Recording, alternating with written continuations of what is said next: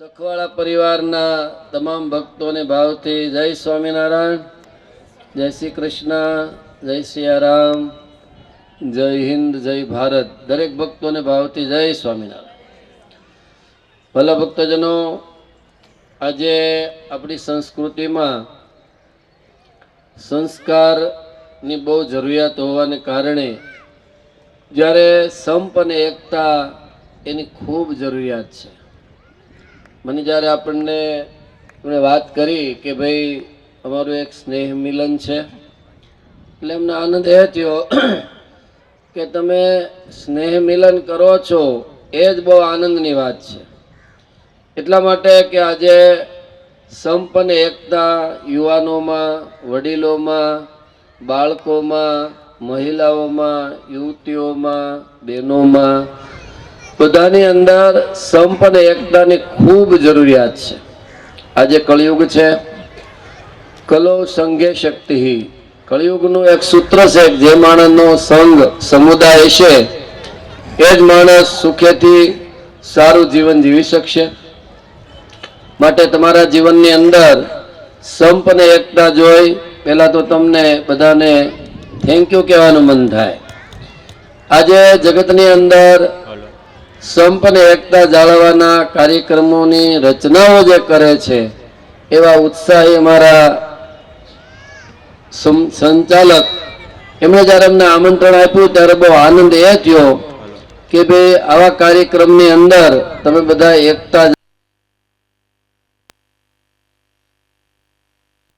બધા સાથે મળી ભોજન કરો, સાથે મળી એકાબીજાને જે જીવનની અંદર કોઈને જરૂરિયાત હોય, કોઈને પક્ષની જરૂરિયાત હોય, કોઈને બીમારી હોય, કોઈ વડીલોને પણ જરૂરિયાત કાંઈ હોય, આર્થિક જરૂરિયાત હોય, તો સંપ અને એકતાથી આપણે પૂરી પાડી શકતા હોઈએ છીએ.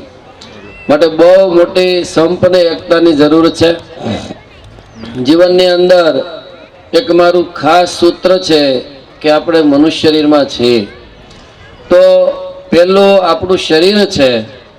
શરીરને નુકસાન થતા કોઈ પણ પ્રવૃત્તિ આપણે કરીએ એ આપણે શરીરનો બહુ મોટો દ્રોહ છે. કોઈ પણ વ્યસન એનાથી શરીરને નુકસાન છે. માટે આપણા ભારત દેશની અંદર આપણો દેશ ભગવાનના અવતારો, મહાપુરુષો અને ધર્માચાર્યો એમના જન્મસ્થાનથી આપણો આખો દેશ તીર્થભૂમિ કહેવાય. નરનારાયણ દેવ બદ્રિકાશ્રમની અંદર એમ કહે છે કે ભારત એ મારો દેશ છે.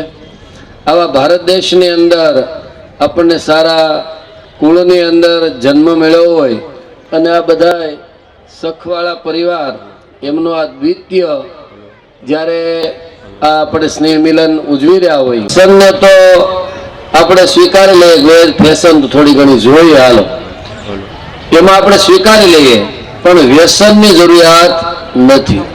વ્યસન કોઈ પણ પ્રકારનું ન હોય. ફેશન તો એક ગ્રસ્ત જીવન છે એટલે થોડીક ફેશન, થોડુંક રજોગુણ, થોડુંક કાંઈક પહેરવું કારવું એ બધું હોઈ શકે.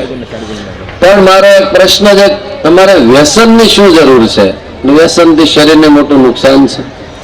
અમે આજે પધરામણી ગયા હતા, એક ભાઈને અહીંયા ઓપરેશન આવ્યું, એની મેં 2-3 વાર વ્યસન મુકાવેલું, છતાં એમણે ઇનકાર કર્યો, પ્રતિજ્ઞાઓ કરી, પણ વ્યસન છોડ્યું નહીં.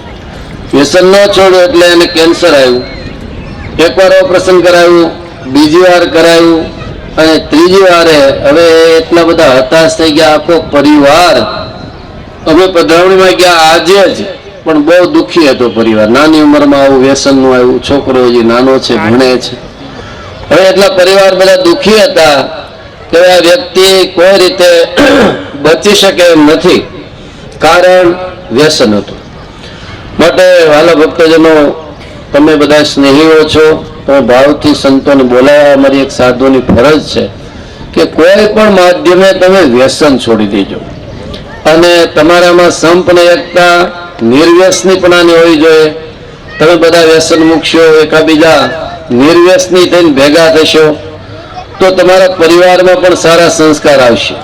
આજે આપણી સંસ્કૃતિમાં વ્યસને માજા મૂકી છે, એટલે બધાએ વ્યસન મૂકવા. અને બીજું સંપ વિશે તમને એક પ્રસંગ કહું કે તમારી જેવા સદગ્રસ્તમાં એક યુવાન એ લક્ષ્મીજીના ખાસ ભક્ત હતા. જોકે આમ તો બધા લક્ષ્મીજીના ભગત તો હોય જ. શું કેવું તમારું? લક્ષ્મી બધાને જોઈ લક્ષ્મીજીના ભક્ત, લક્ષ્મીજી એમના પર બહુ રાજી થયા. એટલા બધા રાજી થયા કે એમને પ્રગટ લક્ષ્મીજીએ દર્શન દીધા. લક્ષ્મીજીએ એ યુવાનને એમ કીધું કે તું માગી આપું. એક તો લક્ષ્મીજી પોતે અને માગવાનું કીધું. પણ આ પરિવારમાં વાલા ભક્તો એવો સંપ હતો કે કોઈ પણ વસ્તુ કઈ પણ કરવાનું થાય તો આખો પરિવાર નક્કી કરે પછી એ કાર્ય કરે. એટલે આ યુવાને એવું કીધું કે લક્ષ્મી માતાને વંદના કરી પગે લાગીને એમ કીધું કે આ પ્રશ્ન તમે પૂછ્યો છે અને વરદાન આપવા તૈયાર થયા છો, પણ હું મારા પરિવારને પૂછીને માગીશ. એટલે લક્ષ્મીજી કે ભલા માણા, હું ચાંદલો કરવા આવીને તું મોઢું જોવા જાસ તો માગી લેતો કે ના, હું પૂછીને તમને કાલ તમે મને દર્શન દેજો ને કાલ હું માગીશ. એમણે સારો એ પરિવાર, એમના મધર ફાધર, એમના બધા જ પરિવારને ભેગા મળીને એક પ્રશ્ન, એક વાત કરી કે ખરેખર હું લક્ષ્મીજીનો ભગત છું, એમની ખૂબ સેવા કરું છું. લક્ષ્મીનારાયણ દેવ એ મારે માટે આરાધ્ય છે. મને લક્ષ્મીજીએ દર્શન દીધા. બધાને આનો વિશ્વાસ આવ્યો કે આ વ્યક્તિ સાચો છે. પરિવારના જનોએ કીધું તો પછી શું કીધું? તો કે માગવાનું કીધું. તો હું એકલો નહીં માગું, તમારે બધાની માંગણી હોય એ માંગણી હું લક્ષ્મીજીના ચરણમાં મૂકીશ અને બધાની માંગણી લક્ષ્મીજી પૂર્ણ કરશે. એટલે બધાએ પોતપોતાની મોટી મોટી માંગણીઓ મૂકી. એટલે બધાની માંગણી સાંભળી, કોઈ સુવર્ણની, કોઈ બીજી ત્રીજી માંગણી લક્ષ્મીજીના ચરણમાં મૂકવાની બધાએ લખીને ચિઠ્ઠી મૂકી. એટલે એમના બધાએ પરિવારને સંસ્કાર આપનારા એમના વડીલ મધર માતા હતા, મા હતા, વડીલ દાદીમાં, એ આખા પરિવારને સંસ્કાર આપતા. બહુ ધર્મ પ્રેમી હતા, બહુ ભક્તિવાળા હતા. એમણે એવું કીધું બેટા, આ બધાની ચિઠ્ઠીઓ જે માંગણી છે તું વાંચી સાંભળી.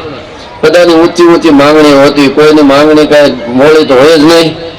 એ માંગણીઓ સાંભળે અને માજીએ કીધું કે બેટા, આ માંગણીઓમાંથી એકેય વસ્તુ તો માગીશ નહીં, પણ એક જ માગજે કે અમારા પરિવારમાં આજે જે સંપ છે, અમારા પરિવારની એકતા છે, અમારા પરિવારમાં સંગઠન છે, અમારા પરિવારમાં આત્મીયતા છે, અમારા પરિવારમાં સુહૃદપણું છે, એ જ માગજે. એ સિવાય બેટા તું કઈ માગીશ નહીં.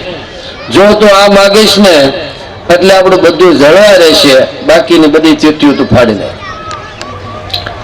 બધા કે સારું. બીજા દિવસે લક્ષ્મીજી પ્રસન્ન થયા અને કીધું તમારા પરિવારની જેની માંગણી હોય, તારી માંગણી હોય બોલ, બધી જ માંગણીઓને હું પૂર્ણ કરીશ. ત્યારે આને હાથ જોડીને કીધું લક્ષ્મીજીને કે અમારી માંગણી આખા પરિવારની એક જ છે કે અમારે સારા પરિવારની અંદર કાયમિક માટે સંપ આપજો, એકતા આપજો, સુહૃદપણું આપજો. એ સિવાય અમારે કાંઈ ન જોઈ. લક્ષ્મીજીએ ચારે હાથ એને માથે મૂક્યા અને કીધું કે આ જે તારે માગ્યું ને સંપ એકતા, એટલે તારા પરિવારમાં હું અખંડ રહીશ ને અખંડ રહીશ. માટે એમ પ્રાર્થના કરીએ કે આ દ્વિતીય સખવાળા પરિવારની અંદર આવો સંપ કાયમ રહે. તમારા આવા સંમેલનો કાયમ ઉજવાતા રહે.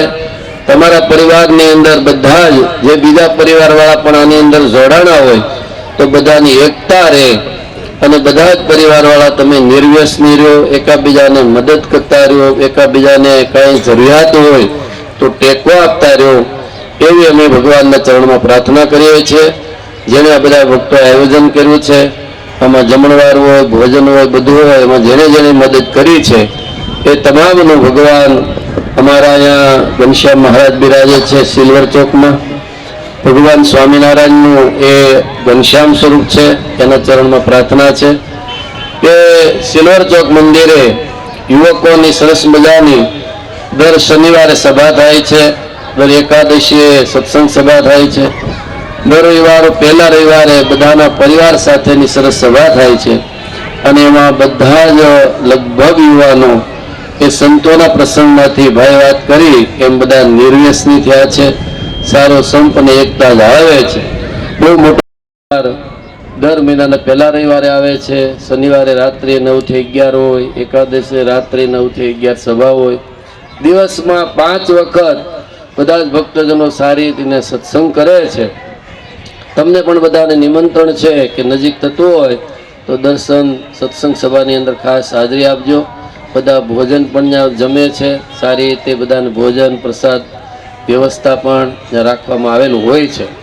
માટે તમામ ભક્તજનોને આ દ્વિતીય તમારો સ્નેહ મિલન પ્રસંગમાં ભગવાન સ્વામિનારાયણનું પૂજન થયું, આરતી થઈ અને બધાને અમે હૃદયથી શુભાશીષ પાઠવીએ છીએ. તમારી કાયમ એકતા રહે.